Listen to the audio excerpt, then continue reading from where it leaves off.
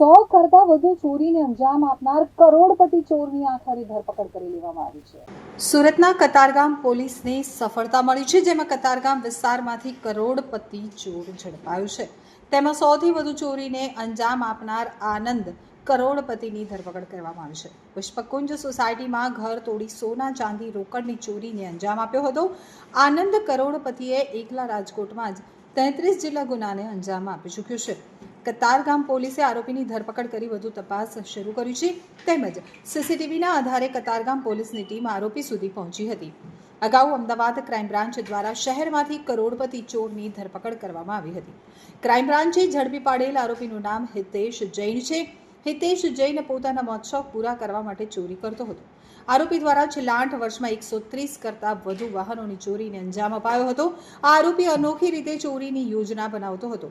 આરોપી અમદાવાદ અને તેની આસપાસના વિસ્તારમાંથી વાહન ચોરી કરતો હતો। ત્યારબાદ તેનું પેટ્રોલ પૂરું થઈ જાય ત્યાં સુધી પોતાની પાસે રાખતો હતો। ત્યારબાદ તેને બિનવારસી જગ્યાએ છોડી દેતો હતો।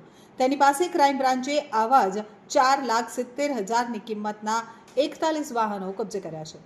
તો મહત્વનું છે કે આરોપી માત્ર 2 થી 3 મિનિટમાં એક્ટિવા વાહન ચોરી કરી ફરાર થઈ જતો હતો। આ અંગે અમદાવાદના સાબરમતી, બોડકદેવ, ચાંદખેડા, રાણીપ, સેટેલાઇટ અને ગાંધીનગરના સંખ્યાબંધ પોલીસ સ્ટેશનમાં ચોરીની ફરિયાદો દાખલ થઈ હતી।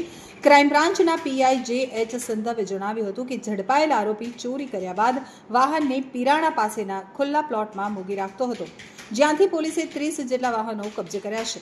તે ઉપરાંત આરોપીને જ્યારે પૈસાની જરૂર પડે ત્યારે વાહનોની બેટરી અને અન્ય સામાન વેચી મોજ-શોખ પૂરા કરતો હતો। પોલીસ તપાસમાં સામે આવ્યું છે કે આરોપી પાસે અમદાવાદમાં 2 કરોડના 2 ફ્લેટ છે, જેમાંથી એક ફ્લેટ ભાડે આપ્યો છે। તે ઉપરાંત 3 મહિનામાં જ આરોપીએ 70 એક્ટિવા ચોર્યા હોવાની કબૂલાત કરી છે। તે આરોપી અમદાવાદના બગીચા મોલ, બસ સ્ટોપ અને રેલવે સ્ટેશન પાસેથી ચોરી કરી હોવાની કબૂલાત કરી છે। આરોપી ખાસ કરીને જૂના અને જેના લોક ઘસાઈ ગયા હોય તેવા વાહનોને ટાર્ગેટ કરતો હોવાનું સામે આવ્યું છે।